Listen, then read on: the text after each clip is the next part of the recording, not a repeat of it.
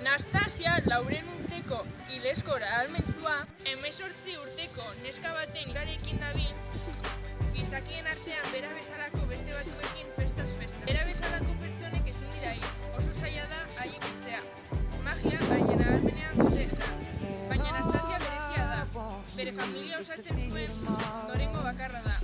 Horrek, indar berezia ematen dio, familiaren hilketaz geroztik bakarrik ibili da bizitzan zehar. Lagunik gabe, inorengan fidatu gabe, bakarrik.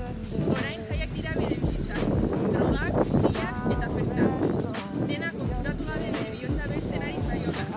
Egun batean hilketa bat ikustean bere lagunaren eskuetan dena aldatzen ahalekutuko da. Bera bezalako pertsonentzako baserri batera abiatuko da. Bere bizitzaren jabetza berritzak da. Baina zer gertatuko da, bere ametsa esatako mutila Michael duelako.